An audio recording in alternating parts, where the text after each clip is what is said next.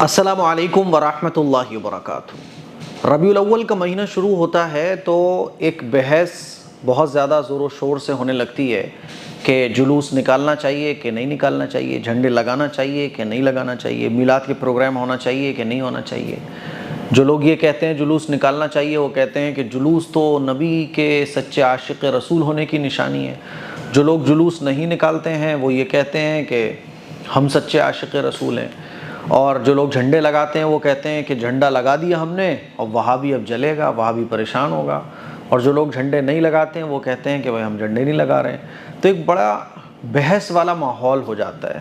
اور ہمارا مسلمان طبقہ جس کو مسلمان ہونا چاہیے تھا، جس کو ایک امت ہونا چاہیے تھا، جس کو اللہ کے نبی صلی اللہ علیہ وسلم کا امتی خود کو پہچان کر ایک جان ہونا چاہیے تھا، افسوس کی بات ہے کہ وہ فرقوں میں بڑھ جاتا ہے۔ اور جلوس نکالنے والے سمجھ رہے ہوتے ہیں کہ جو لوگ جلوس میں شامل نہیں ہوئے وہ سب گمراہ ہیں، وہ سب منافق ہیں، وہ سب کافر ہیں، اللہ کے نبی کے دشمن ہیں۔ اور جو لوگ جلوس میں جا رہے ہوتے ہیں وہ یہ سمجھ رہے ہوتے ہیں کہ اب ہم ہی سچے عاشق رسول ہیں۔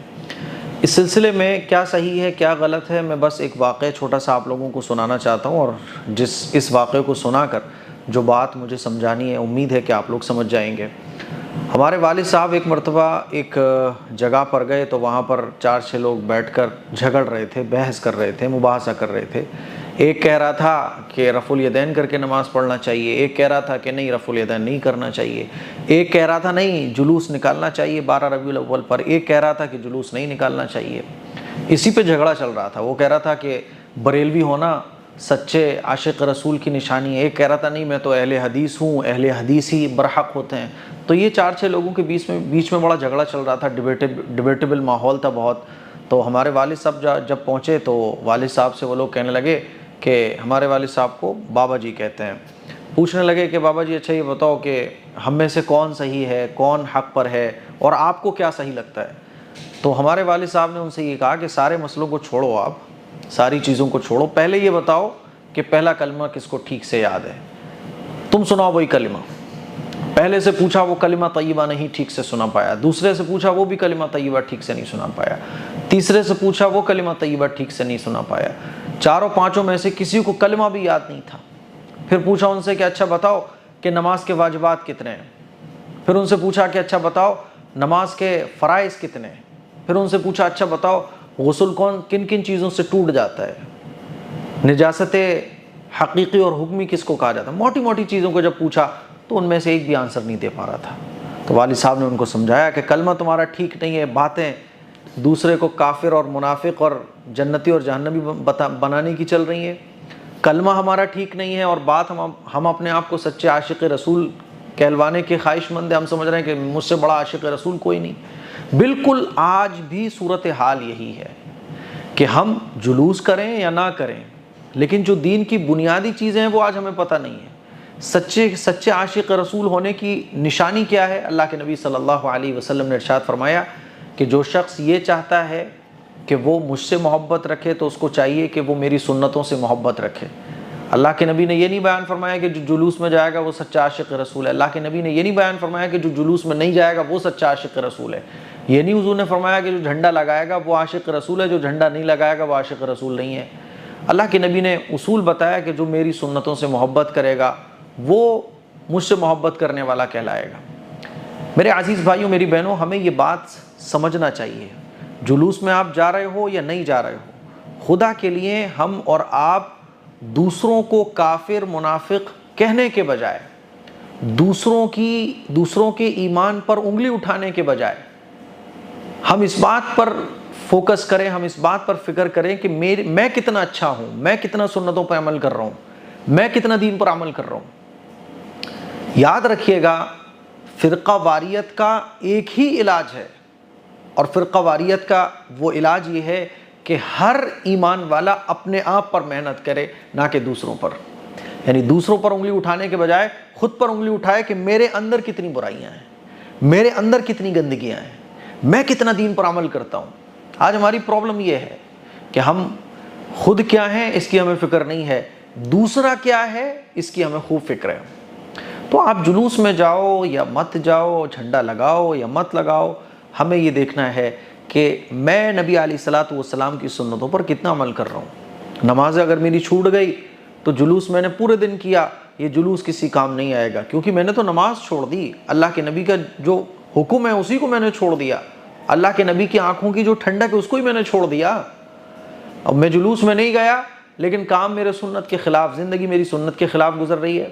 میں بریلویوں کو غلط سمجھ رہا ہوں، میں بریلویوں کو حقارت کی نظر سے دیکھ رہا ہوں اور خود کو بہت بڑا اللہ والا اور توپ سمجھ رہا ہوں، متقی سمجھ رہا ہوں، تو میری آخرت برباد ہے، کیونکہ میرے اندر تکبر آ گیا. سمجھ رہے ہو بات کو؟ تو مختصر اور شارٹ میں یہ ہے کہ ہم اور آپ دوسرا کیا کر رہا ہے، ہم اور آپ اس کی فکر کریں کہ میں کیا کر رہا ہوں. کیا میرے اعمال اس لائق ہیں کہ میں جنت میں داخل ہو جاؤں؟ کیا میرے اعمال اس لائق ہیں کہ میری آخرت کی زندگی سدھر جائے؟ اپنے آپ کو دیکھنے کی فکر کیجئے تو یہ جھگڑے ختم ہو جائیں گے. تو یہ مسئلوں کو چھوڑیے، خدا کے واسطے اپنی فکر کرنے کی ہم اور آپ کوشش کریں. قرآن میں بھی اللہ تعالیٰ ارشاد فرماتا ہے، اے ایمان والوں اپنے آپ کو جہنم کی آگ سے بچاؤ اور اپنے گھر والوں کو جہنم کی آگ سے بچاؤ.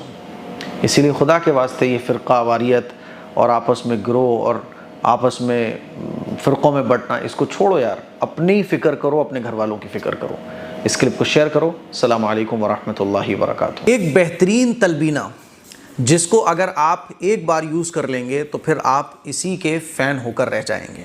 مارکیٹ میں بہت سارے تلبینہ اویلیبل ہیں، لیکن یہ جو مائی ہدایہ کا تلبینہ ہے، یہ تلبینہ کوالٹی میں نمبر 1 ہے. میں نے بہت سارے تلبینے مارکیٹ کے یوز کیے لیکن مجھے وہ پسند نہیں آئے. صرف آٹا ہی ہوتا ہے اور کچھ نہیں ہوتا، پرائس اتنی ہائی. تو ہم نے آپ لوگوں کی خدمت میں ایک تلبینہ آپ کو ریکمینڈ کیا تھا. یہ تلبینہ نمبر 1 ہے، بیسٹ ہے. کوالٹی میں آپ کو ذرا سا بھی فرق دیکھنے کو نہیں ملے گا. جو کوالٹی بتائی جا رہی ہے یعنی نمبر 1 ہی کوالٹی ہے اس کی. آپ ایک بار اس کو ٹرائی کریں گے. تلبینہ کمزوری کو دور کرتا ہے، جیسے کہ بعض لوگوں کو اٹھتے بیٹھتے چکر آتے ہیں، اس میں یہ فائدہ مند ہے.